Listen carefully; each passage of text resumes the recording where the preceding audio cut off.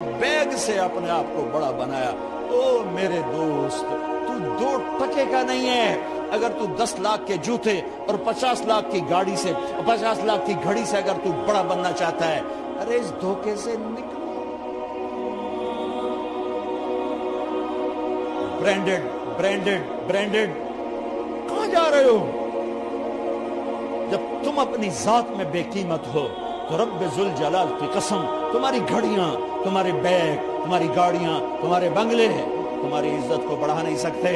अब्बा जान, आज हमारा साड़ा इत्थे सिर आ गया। सानू आज साड़ी ईद हो गई कि साढ़े अब्बे आज खयानत नहीं की थी। आज हम खुशी से बुलंद हैं कि हमारे बाप ने बदयांती नहीं की। घर में तशरीफ लाए, कहने के फातिमा कुछ पैसे हैं, मेरा अंगूर खाने को चीज। बस फातिमा रोने लगी। फरमाया अमीरुल मोमिनीन, खजाना तो भरा पड़ा है, 1 दिरहम का भी तेरा हक नहीं है कि तू 1 दिरहम लेके अंगूर खरीद ले। तो थोड़ा पुठे, फातिमा मैं जहन्नम नहीं बर्दाश्त। मेरे भाइयों, जो दिन रात सूद में फंस चुके हो, जो दिन रात जुए शराब में फंस चुके हो, कैसे अल्लाह के सामने सुरखरू होकर खड़े हो? फातिमा मैं जहन्नम नहीं बर्दाश्त कर सकती। नहीं,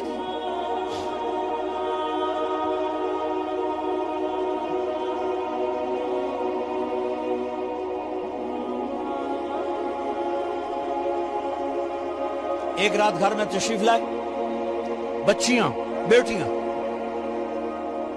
मुंह पे हाथ, कपड़ा रखा, दुपट्टा रखा मुंह, और बात करें। आपने पूछा, अरे क्या हुआ तुम्हें, मुंह पे कपड़ा क्यों रखती हो? तो खामोश हो गई, लेकिन घर की खादमा रो पड़ी। कहा अमीरुल मोमिनीन, आज आपकी बेटियों ने कच्चा प्याज तोड़ के उससे रोटी खाई, सालन कोई, अरे मसरे दी दाल ही कोई नहीं है। प्याज, कच्चे प्याज ना रोटी। अच्छा साडा मजदूर जड़ा कोई ना कोई चटनी बना बंदा है। 3 बर्रे आजम दे बादशाह दियां धियां कच्चे वसला ना रोटी बैठियां खांदियां।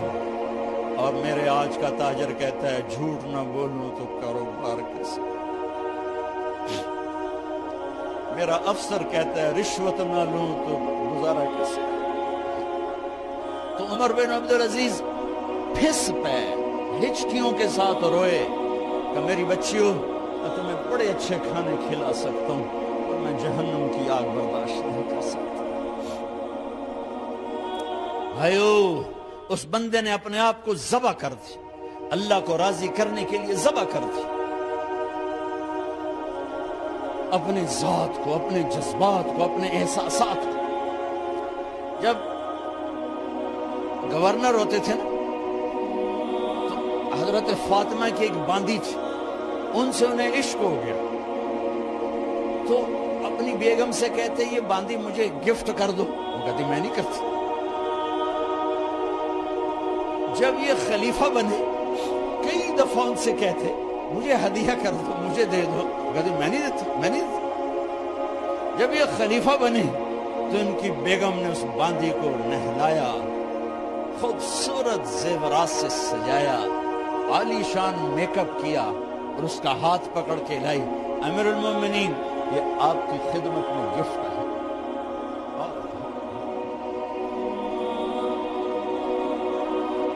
उसको यूं देखा, फरमाया कहां से आई थी? कहा जी अब्दुल मलिक ने कूफे से मुझे जबरदस्ती उठवाया था। तो 2 आदमी बुलाए कि जाओ इसे इसके मालिक के पास वापस भेज दो। वो कहने लगी, ऐन वजदुका अलैया या अमीरुल मोमिनीन। अमीरुल मोमिनीन, आपका इश्क कहां गया जो मेरे साथ था? तो उमर की आंखें भर आईं। कहा वो पहले से भी ज्यादा है, लेकिन तुम्हें अल्लाह के लिए कुर्बान करती, मैं अपने इश्क को अल्लाह के लिए कुर्बान करती। हाँ, اب اللہ نے صلہ کیا دیا؟ جب انتقال ہونے لگا تو بلایا رجا کو، جو میں بات پہلے چھوڑ کے ادھر ان کی تھوڑی سیرت بتائی کہ رجا اب میں مرنے لگا ہوں۔ عبد الملک کالا ہو گیا تھا، ولید کالا ہو گیا تھا، سلیمان کالا ہو گیا تھا۔ یہ کیوں کالے ہوئے تھے؟ یہ بے نمازی نہیں تھے، بدکاری نہیں کرتے تھے، کسی کی طرف ان کی میلی آنکھ نہیں اٹھی کبھی۔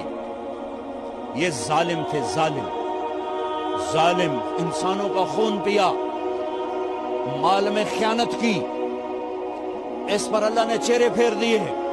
آج عمر بن عبدالعزیز جا رہا ہے، کہ دیکھو میں جا رہا ہوں، مجھے دیکھو میرے ساتھ کیا ہوتا ہے۔ ان کا انتقال ہوا، ان کی میت قبر کے کنارے رکھی گئی اور اب نیچے اتارنا ہے۔ سلیمان کی میت کو اتارنے لگے تو ہلنے لگا اور عذاب قبر پہلے شروع ہو گیا۔ عمر کی میت کو جب قبر کے قریب کیا گیا، ایسے ہوا کا جھونکا آیا، ایک پرچہ ایسے لہراتا ہوا یوں آیا اور عمر کے سینے پر گر گیا۔ لوگ اکٹھے ہو گئے، پرچے کو کھول کے دیکھا گیا تو اس پہ لکھا تھا بسم اللہ الرحمن الرحیم براءۃ من اللہ لعمر بن عبد العزیز من النار۔ یہ پروانہ ہے اللہ کی طرف سے اس کے بندے عمر کے لیے کہ اسے جہنم سے نجات کی خوشخبری سنا دی جائے۔ مرنا ہو تو یوں مرو، اللہ ایسی موت دے دے۔ کہتے ہیں میں نے ان کو قبر میں اتارا، جب قبر میں اتارا تو کیا دیکھا؟ میں نے کفن کی گرہ کھولی تو چہرہ قبلے کی طرف فٹ اور یوں لگا جیسے 14ویں رات کا چاند قبر میں اتر آیا۔ میرے بھائیوں بہنوں، اپنے اللہ سے صلح کر لو، اپنے اللہ سے صلح کر لو، اس کے محبوب مصطفیٰ صلی اللہ علیہ وسلم کی غلامی میں آ جاؤ۔ یہی ایک راستہ نجات کا ہے، یہی ایک راستہ اللہ تک پہنچانے والا ہے۔ اور آخری بات کرتا ہوں، اس دیس کی نفرتوں نے اسے آگ لگا دی ہے۔ آپس کی نفرتیں مٹا دو، آپس کی نفرتیں مٹا دو، آپس کی نفرتیں مٹا دو۔ محبت دو، معاف کرنا سیکھو، درگزر کرنا سیکھو۔ اس معاشرے کو آگ لگ چکی ہے، غیبت، مذہب کے نام پہ نفرت، سیاست کے نام پہ نفرت، قومیت کے نام پر نفرت، صوبوں کے نام کی نفرت، ایک صف میں بیٹھ کے نفرت، ایک صف میں کھڑے ہو کر دل نفرتوں سے بھرے پڑے ہیں، بغض سے بھرے پڑے ہیں، دل گٹر بن چکے ہیں۔ جس دل میں نفرت کے جذبے ہوں اس دل پر اللہ کی نظر نہیں پڑتی، جس دل میں بغض کے گٹر کھلے ہوں اس پر اللہ کی محبت کی نظر نہیں پڑتی۔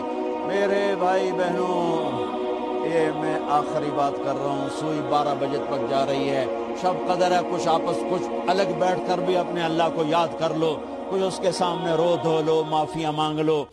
تو میں اس لیے 12 بجے تک بات ختم کرنا چاہتا ہوں، آخری بات کر رہا ہوں،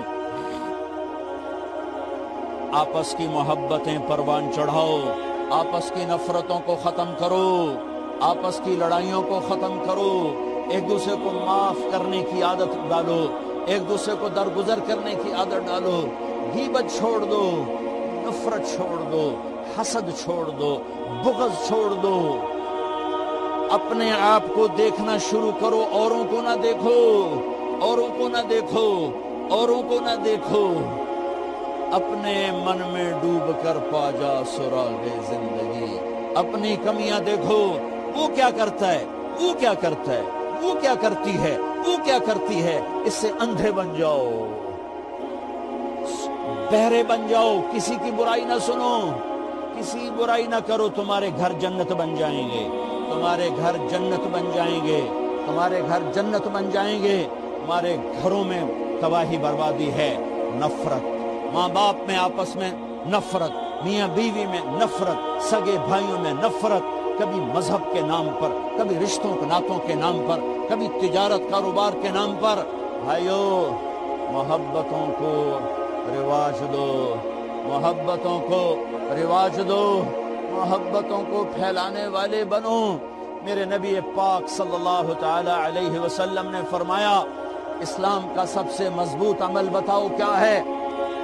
صحابہ نے کہا جی نماز ہے۔ آپ نے کہا نہیں، نماز نہیں ہے، نماز اچھی چیز ہے، سب سے مضبوط عمل نہیں ہے۔ صحابہ نے عرض کی جہاد ہے۔ آپ نے کہا جہاد بھی اچھی چیز ہے، سب سے مضبوط نہیں۔ صحابہ نے عرض کیا روزہ۔ آپ نے کہا روزہ بھی اچھی چیز ہے پر سب سے مضبوط عمل نہیں۔ صحابہ نے عرض کیا حج۔ آپ نے فرمایا حج بھی بہت بڑا عمل ہے پر سب سے مضبوط عمل نہیں۔ ایعر الاسلام اوثق۔ اب سنو، الفاظ سنو، اسلام کا سب سے مضبوط عمل بتاؤ۔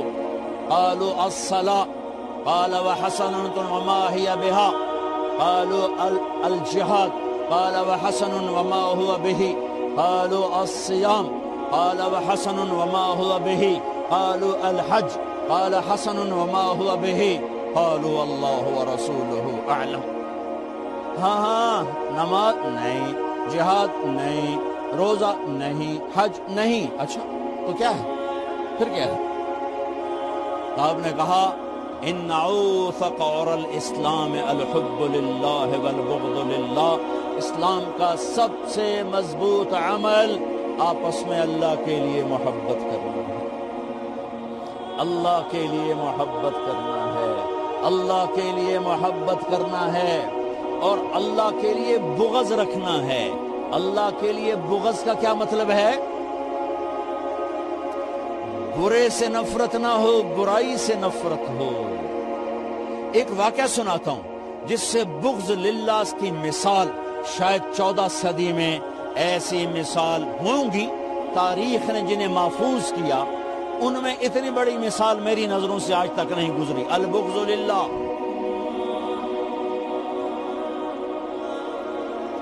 خیبر کی جنگ، یہودی اور حضرت علی کا ٹکراؤ۔ حضرت علی نے یہودی کو گرایا، قتل کرنے کے لیے تلوار اٹھائی، یہودی نے منہ پہ تھوک دیا تو آپ پیچھے ہٹ گئے، اٹھ گئے کہ دوبارہ آؤ۔ یہ کیا؟ ارے میں نے تو منہ پہ تھوک دیا غصے میں، چلو جلدی ختم کرے مجھے، تو مجھے کیوں چھوڑ کے پیچھے ہٹ گئے؟ تو سنو، تیرا میرا ساتھی کوئی جھگڑا نہیں، میں تمہیں اللہ کے لیے قتل کر رہا تھا، میں اللہ کے لیے تمہارے ساتھ لڑ رہا تھا، جب تم نے میرے منہ پہ تھوکا تو مجھے غصہ آ گیا، ذاتی غصہ۔ اب کہیں یہ تلوار میرے غصے کی وجہ سے نہ چل جاتی، اس لیے میں پیچھے ہٹ گیا، آؤ دوبارہ لڑیں گے۔ انہوں نے کہا مجھے کلمہ پڑھا، میں نہیں لڑتا۔ اموی بادشاہ بنو امیہ کا سب سے حسین بادشاہ سلیمان بن عبد الملک، سب سے حسین، 42 سال کی عمر، جوانی۔